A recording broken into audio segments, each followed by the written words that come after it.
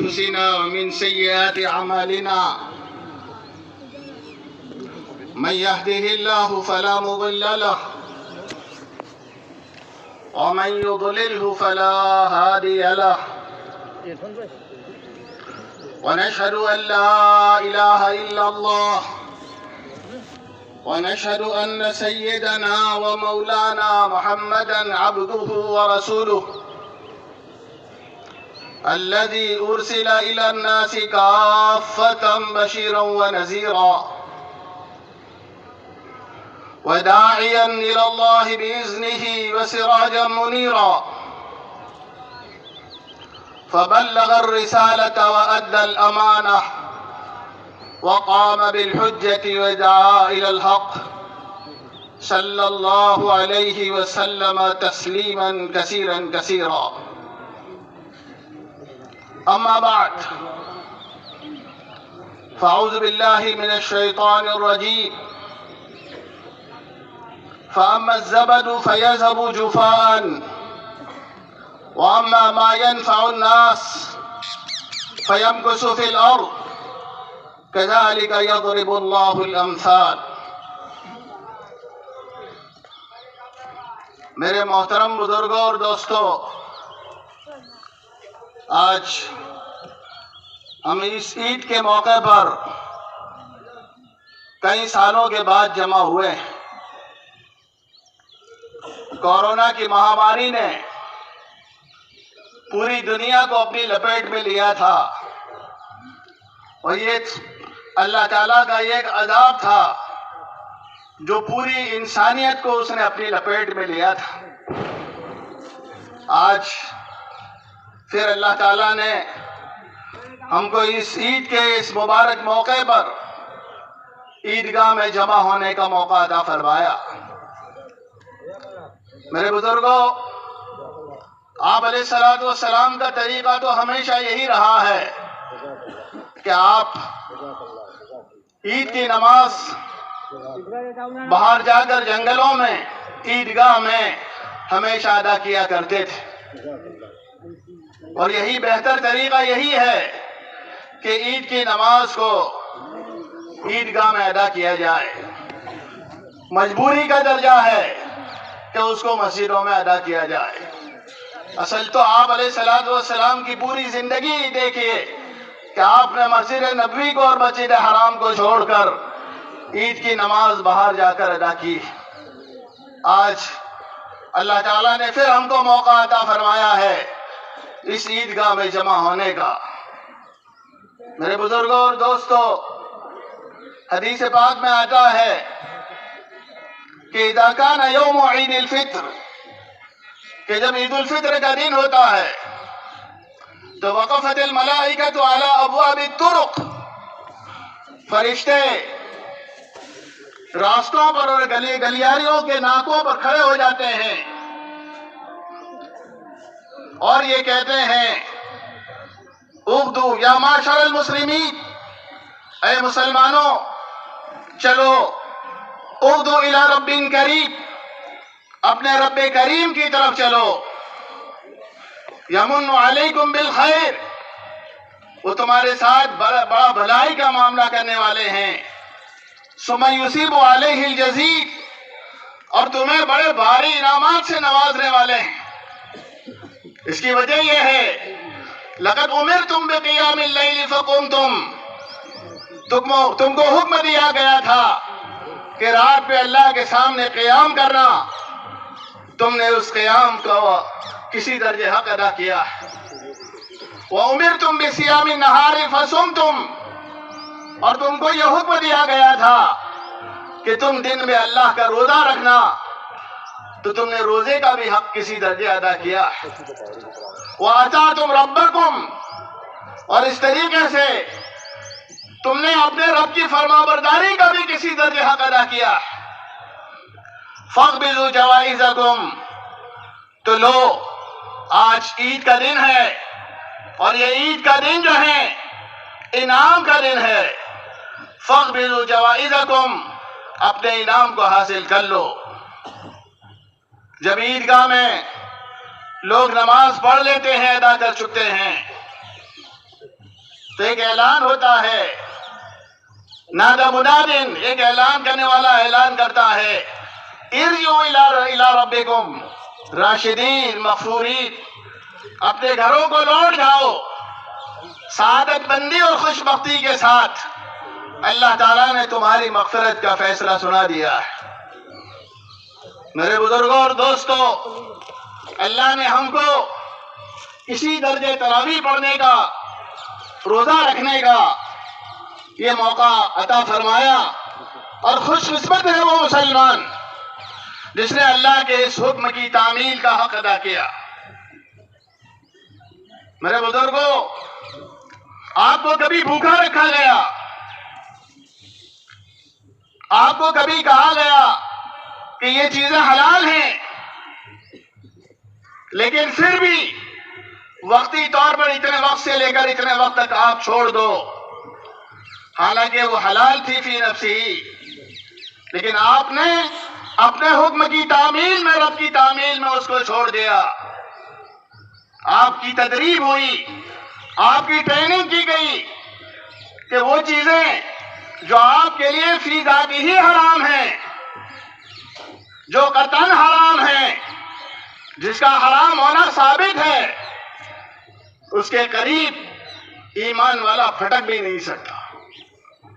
اس لیے جو چیزیں جائز اور حلال تھی، ہمارا حکم آیا کہ اس سے بعد رہو۔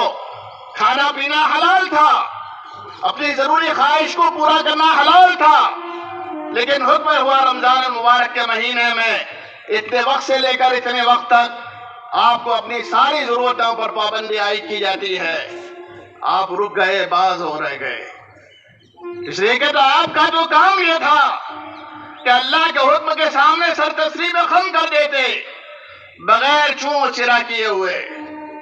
ایمان والا وہ ہوتا ہے جہاں کہ کر دیا نرما گئے ہم، جہاں کر دیا گرما گئے ہم۔ میرے بزرگوں، آج ہم ایک ایسے دور سے گزر رہے ہیں کہ جس دور کا کبھی ہم نے تصور بھی نہیں کیا تھا۔ معاف کرنا، کہتا ہوں وہی بات، سمجھتا ہوں جسے حق، میں ذرا حلاحل کو کبھی کہہ نہ سکا فن۔ بزرگوں، آج ہم جس گھنونے اور تاریک دور سے گزر رہے ہیں، جن حالات کا ہمیں سامنا ہے، آپ اور ہم کھلی ہوئی آنکھوں سے دیکھ رہے ہیں۔ یہ حالات آج کے نہیں ہیں، یہ حالات بہت پہلے سے ہیں، اور ہم نے ان حالات کا پہلے بھی مقابلہ کیا ہے۔ ایسے بہت سارے بادل آئے اور فضا کو مقدر کرنے کی کوشش کی، وقتی طور پر ایسا محسوس ہوا کہ شاید یہ گھٹا ٹوپ اندھیرے اب روشنی کی کرن سے ہمیں زندگی بھر تک محروم کر دیں گے، لیکن دیکھا، دنیا نے دیکھا اور تاریخ نے اس بات کو دیکھا، جہاں میں اہل ایمان صورت خورشید جیتے ہیں، جہاں میں اہل ایمان صورت خورشید جیتے ہیں، ادھر ڈوبے ادھر نکلے، ادھر ڈوبے ادھر نکلے۔ یہ ہماری تاریخ رہی ہے کہ ایسے گھٹا ٹوپ اندھیروں میں کبھی ہم مایوس نہیں ہوئے۔ وقتی طور پر یہ حالات آئے، لیکن وہ گھٹا ٹوپ اندھیرا چھٹا، بادل چھٹے، اور سورج جو اپنی پوری حقیقت کے ساتھ، پوری تابانی کے ساتھ، پوری روشنی کے ساتھ جو ہے اس دنیا پر جو ہے چمکا، اور اس نے جو ہے اس تاریکی اور گھٹا ٹوپ اندھیرے کو چھاڑ دیا، پھر سے نور اور منور ہوا دنیا، اور دنیا نے اس روشنی سے فائدہ اٹھایا۔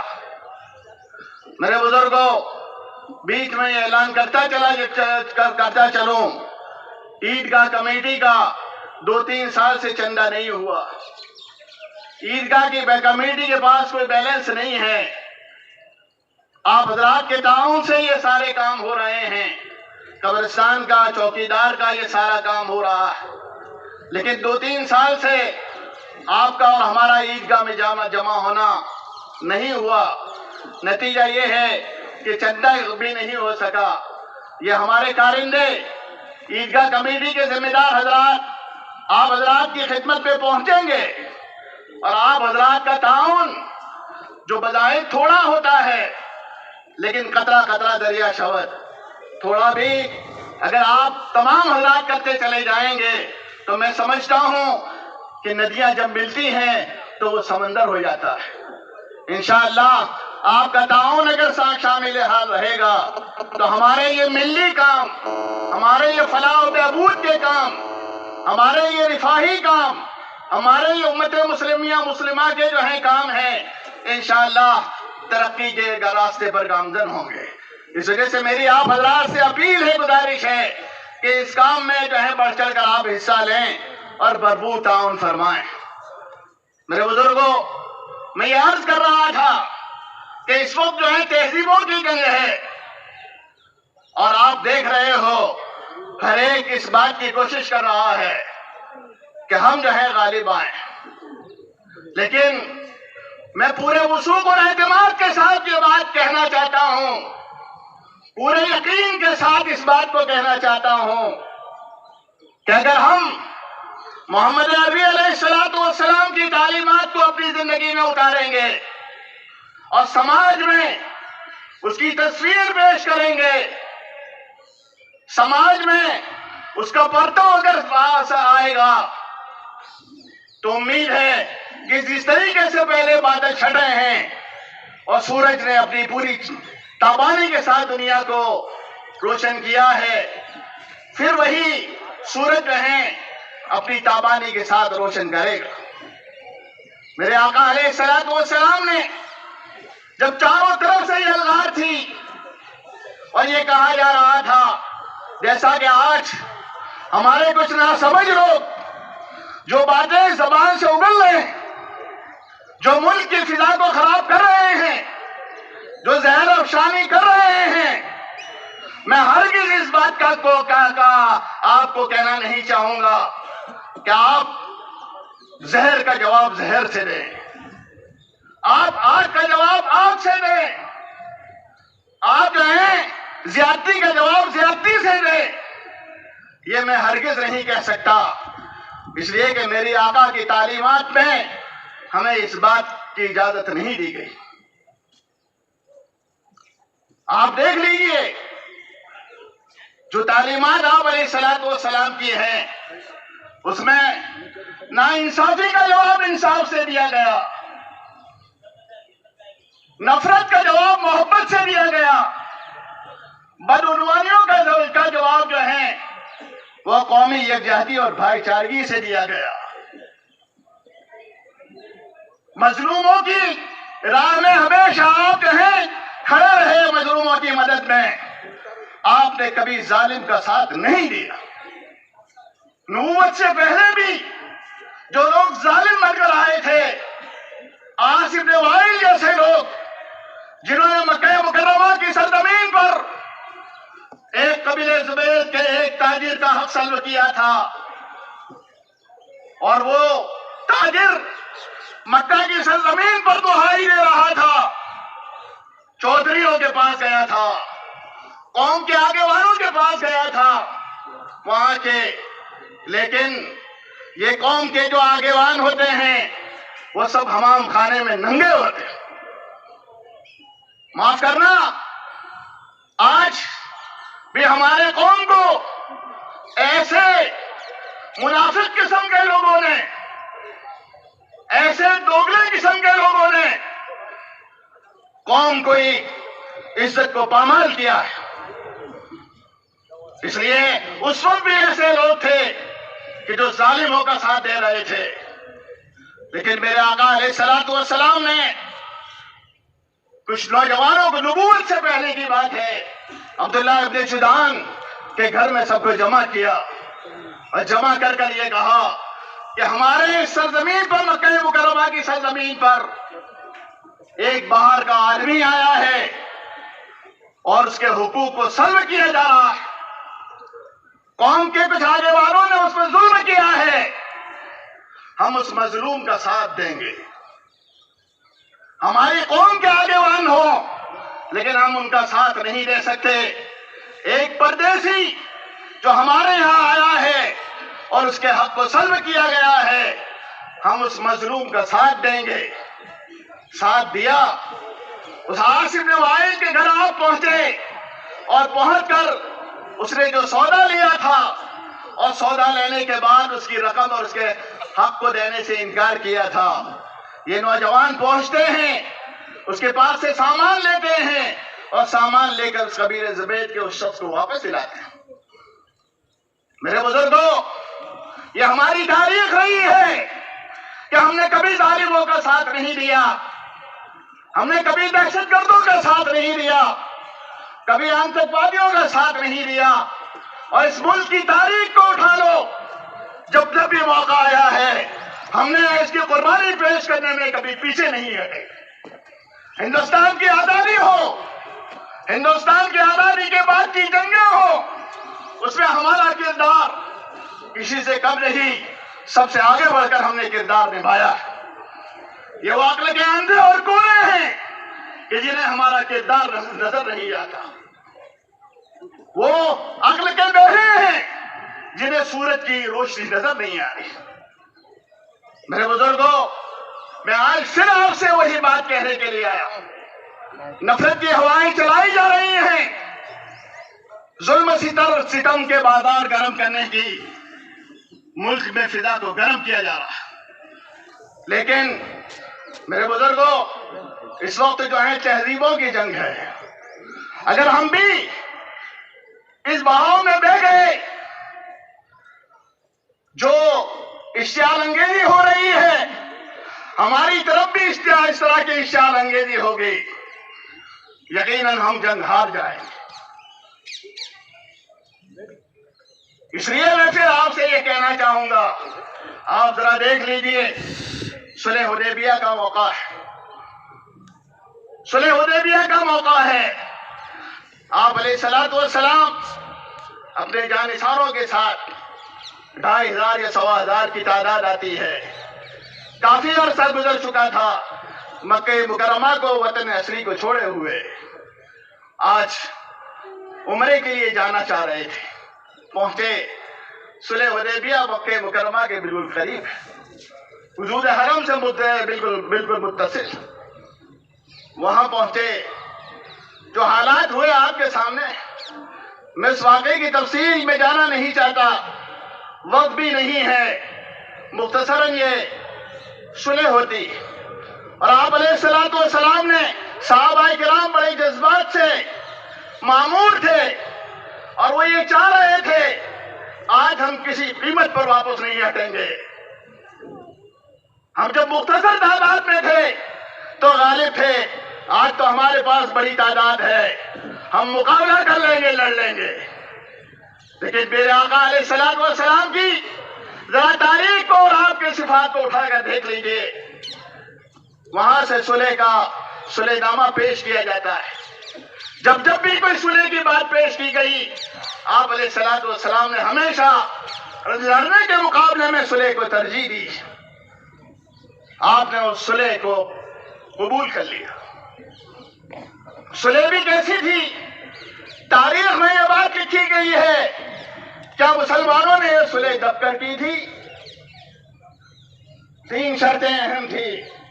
ایک شرط یہ تھی کہ ہمارا کوئی آدمی، یعنی مکہ معظمہ مشرکوں کا کوئی آدمی اگر تمہارے پاس آئے تو تم ہم کو واپس کر دو گے. ہمارا آدمی مکہ مکرمہ کا کوئی مشرک اگر آئے گا تو تم واپس کر دو گے، اور تمہارا کوئی آدمی یعنی مسلمانوں کا کوئی آدمی ہمارے پاس آئے گا تو ہم واپس نہیں کریں گے. آپ اندازہ کیجئے یہ شرط کتنی سنگین تھی، کتنی ناانصافی پر مبنی تھی. ہر آدمی، انصاف پسند آدمی یہ بات کو سمجھ سکتا تھا کہ جب صلح ہوتی ہے تو اس میں برابری کا خیال رکھا جاتا ہے. کیا کہہ رہے تھے؟ ہمارا آدمی مکہ مکرمہ کا مشرک اگر کوئی آپ کے پاس آئے گا ایمان لے کر آئے جب بھی آپ واپس کر دو گے، اور تمہارا آدمی اگر کوئی آئے گا تو ہم واپس نہیں کریں گے۔ دوسری شرط یہ تھی، اس سال عمرے کے لیے آپ آئے ہو، آپ کو اس سال عمرے کی اجازت نہیں دی جائے گی۔ ان کے جذبات کے ساتھ کھلواڑ ہو رہا ہے، بڑی امیدوں سے آئے تھے، اس سال عمرے کی اجازت نہیں ہوگی۔ اور تیسری شرط یہ تھی، آئندہ سال آپ آؤ گے، اور آؤ گے تو 3 دن رہنے کی اجازت ہوگی، اس سے زیادہ آپ کو رہنے کی اجازت نہیں ہوگی۔ صلح ہوئی، کئی چیزیں آئی، آپ علیہ السلام نے اس صلح کو قبول کر لیا، صلح کو قبول کر لیا۔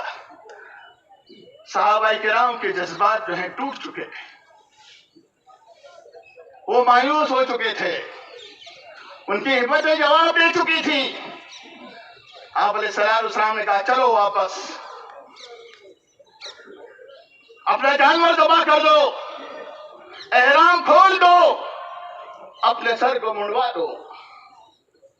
آپ یہ کہہ رہے ہیں بار بار، ان لوگوں کو کہہ رہے ہیں جو آپ کے حکم کی تعمیل میں اپنا سب کچھ قربان کرنے کے لیے تیار تھے، لیکن آج جب یہ بات کہی جا رہی ہے تو سارے صحابہ کرام پر سکتہ طاری ہے، کوئی عمل کرنے کے لیے تیار نہیں، اس لیے کہ ان کے حوصلے ٹوٹ چکے تھے، وہ مایوس ہو چکے تھے۔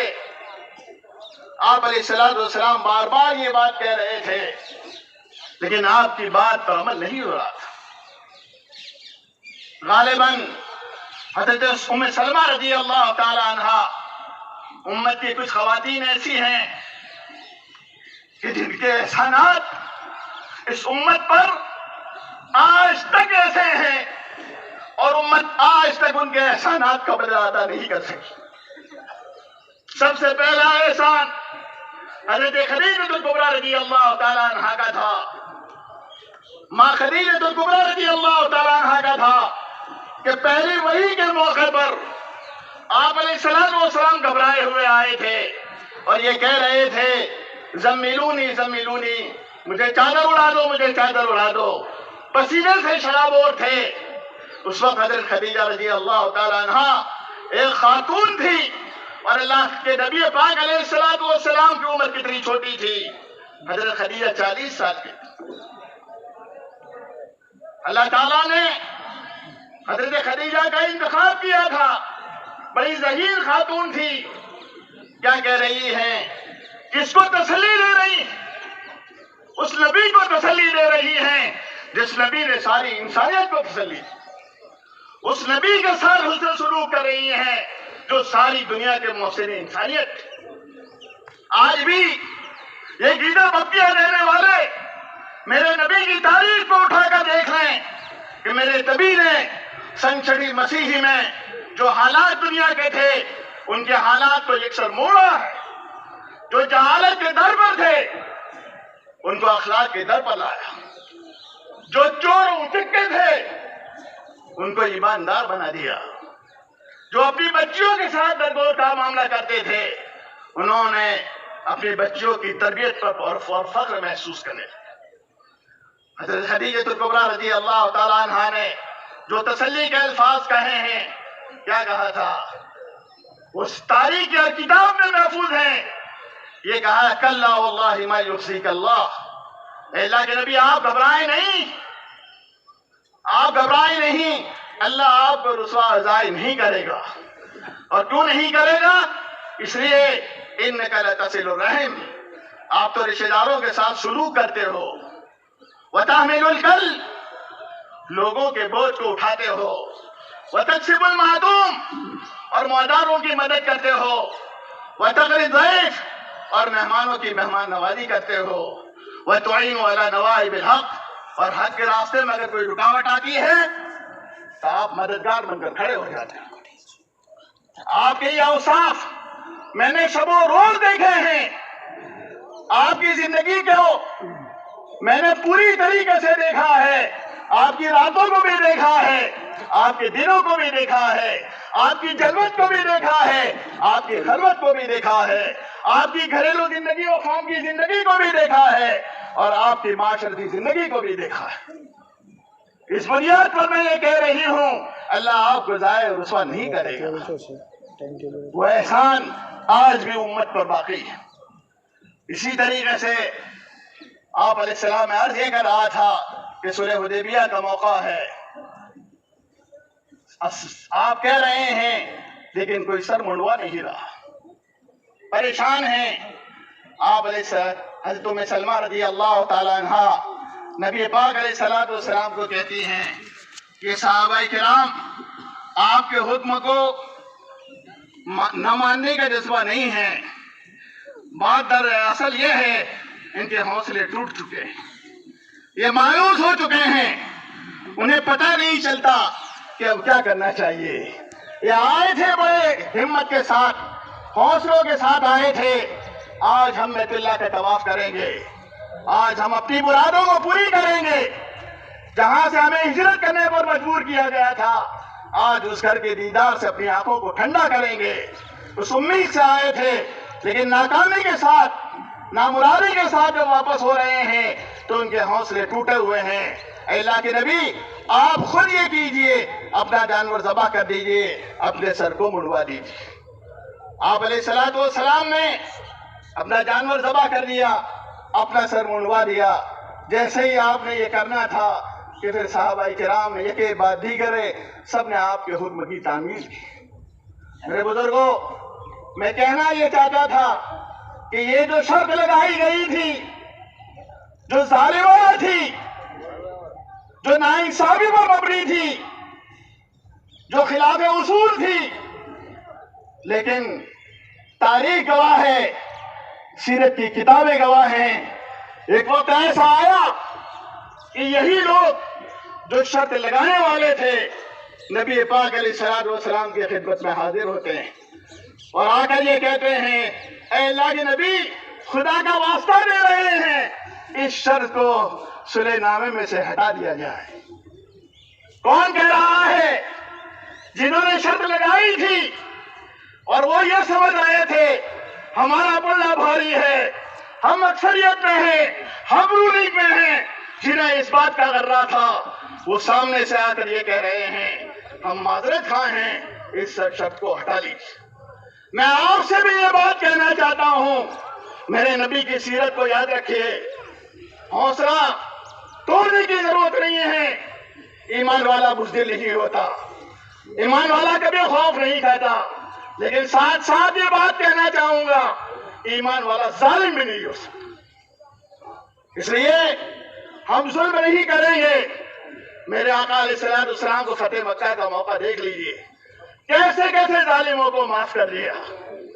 اس لیے میں آپ سے یہ گزارش کر رہا ہوں، یہ جو بادل منڈلا رہے ہیں، یہ دیگر پھپتیاں ہم کو دے رہے ہیں، یہ جو باتیں ہو رہی ہیں، صبر سے کام لیں، اشتعال میں نہ آویں، صبر اور میرے آقا کی سیرت کو اپنی زندگی میں اختیار کر لیں۔ انشاءاللہ آپ دیکھیں گے جس طریقے سے صلح حدیبیہ میں ہوا تھا، ایک وقت آئے گا، ایک وقت آئے گا کہ اپنے کیے ہوئے پر پشیمان ہوں گے۔ ایک وقت آئے گا کہ یہ ظالم اپنے ظلم پر پشیمان ہوں گے، اور ملک کے وہ لوگ جو انصاف پسند ہیں، ملک کے وہ لوگ جو اچھے اخلاق کو پسند کرتے ہیں، وہی جو ہیں ان سے مواخذہ کریں گے، وہی ان سے جواب طلب کریں گے۔ اس لیے بادل تو منڈلاتے رہتے ہیں، ان بادل، ہاں اتنی بات ضرور ہے کہ کبھی کبھی میں نے جو قرآن میں آیت تلاوت کی وہ کہہ کے بات ختم کروں گا، اما الزبد فیذهب جفان، جھاگ ہوتے ہیں وہ بدائت دکھتے ہیں اوپر اوپر، سیلاب آتا ہے تو جھاگ ہی جھاگ نظر آتے ہیں، لیکن تھوڑی دیر ہوتی ہے کہ وہ جھاگ ختم ہو جاتے ہیں۔ اور جو چیزیں نفع بخش ہوتی ہیں، قرآن کہہ رہا ہے اما ما ينفع الناس، وہ چیزیں جو لوگوں کو نفع پہنچاتی ہیں، فیمکث فی الارض، وہ زمین میں باقی رہتی ہے، ٹھہراؤ ہوتا ہے۔ اس لیے وقتی طور پر یہ معلوم ہو رہا ہے، اور وہ جھاگ آتے ہیں، جب سیلاب آتا ہے تو معلوم یہ ہوتا ہے کہ یہ سیلاب ہی سیلاب. ہاں وقتی طور پر کچھ نقصان بھی کرتے ہیں. آپ نے دیکھا سونامی آئی، طوفان آئے، وقتی طور پر بہت سارے گاؤں کو اجاڑ دیا. یہ ہوتا ہے لیکن یہ چیزیں برقرار رہنے والی نہیں ہیں. وہ پانی جو ہمیشہ ٹھہرا رہتا ہے وہی کھیتیوں کو سینچتا ہے، وہی برگ و بار لاتا ہے، وہی انسانیت کی فصل کو آباد کرتا ہے. اس وجہ سے ہم ہمارے ملک کے حکمرانوں سے بھی کہنا چاہتے ہیں انصاف کا دامن ہاتھ میں تھامے رکھیے. اگر انصاف کا دامن آپ کے ہاتھ سے چھوٹا ہے، تاریخ اس بات پر گواہ ہے کہ ظالموں کا وقت لمبا نہیں رہا. اور ظالم کوئی مسلمان ہو جب بھی، ظالم کوئی غیر ہو جب بھی، ظالموں کا وقت نہ لمبا رہا ہے. ہاں کچھ وقت رہتا ہے، جس طرح جھاگ آتے ہیں اس طرح جھاگوں کی طرح معلوم یہ ہوتا ہے کہ انہیں کی حکمرانی. لیکن ظالم، ناانصاف، نفرت کی ہوائیں پھیلانے والے نہ آگے بڑھے ہیں نہ بڑھ سکے ہیں. اس لیے میں آپ سے یہ کہہ رہا ہوں ظلم کا ساتھ نہ دیں، ظلم کا جواب انصاف سے دیں، محبت کا جواب بھائی چارے سے دیں، اخوت سے دیں، قومی یکجہتی سے دیں. اور اس ملک کے خمیر میں یہ بات ہے کہ اس ملک میں آج بھی انسانیت زندہ ہے، آج بھی انسانیت نواز لوگ موجود ہیں. جو ہوائیں چل رہی ہیں اس کے خلاف بولنے والے میرے بھائی ہم سے زیادہ برادران وطن ہیں. آج بھی اس ملک کی غیرت زندہ ہے. اس ملک میں ظالموں کے خلاف بولنے والے ہم سے زیادہ ہمارے برادران وطن ہیں. اس وجہ سے ہمیں حوصلہ شکن ہونے کی کوئی ضرورت نہیں ہے، ہمیں مایوس ہونے کی کوئی ضرورت نہیں ہے. اللہ کی رحمت بہت بڑی ہے. لا تقنطوا من رحمت اللہ ان اللہ یغفر الذنوب جميعا. اللہ کی رحمت سے مایوس مت ہو، اللہ تمام گناہوں کو معاف کر دے گا. اور اللہ تعالیٰ کے قرآن کی آیت ہے وَمَن يَقْنُطْ مِن رَحْمَتِ رَبِّهِ إِلَّا الضَّالُّونَ. خدا تعالیٰ کی رحمت سے مایوس ہونے والے وہ ہوتے ہیں جو گمراہ ہوتے ہیں. ایمان والا کبھی مایوس نہیں ہوتا. اس وجہ سے میری آپ سے یہ گزارش ہے کہ ہم اس وقت دوراہے پر ہیں. ہمیں بڑی سنجیدگی سے، بڑے شعور سے، بڑی حکمت عملی سے، بڑی دور اندیشی سے اور بڑی دانائی کے ساتھ کام دیکھتے ہوئے ان حالات کا مقابلہ کرنا ہے. ظلم کا مقابلہ ظلم سے نہیں، نفرت کا مقابلہ نفرت سے نہیں. یہ تہذیبوں کی جنگ ہے. اگر ہمیں بھی وہ لوگ جو نفرت کی باتیں کرتے ہیں ان کو کوئی پسند نہیں کرتا، اور نفرت کبھی چلنے والی نہیں ہے. اور نفرت سے کسی کو کوئی پیغام نہ ملا ہے، نہ انسانیت کو کوئی پیغام ملا، نہ لوگوں کو کوئی پیغام ملا، نہ ملک کو کوئی پیغام ملا، نہ پوری دنیا کو کوئی ملا. نفرت سے نفرتیں پیدا ہوتی ہیں، محبت اور اخوت سے بھائی چارگی پیدا ہوتی ہے. انسانیت کا پیغام ہم دیں، محبت اور اخوت کا پیغام دیں. اور میرے بزرگوں میں یہ کہہ کر آپ سے اجازت چاہوں گا وآخر دعوانا الحمدللہ رب العالمین.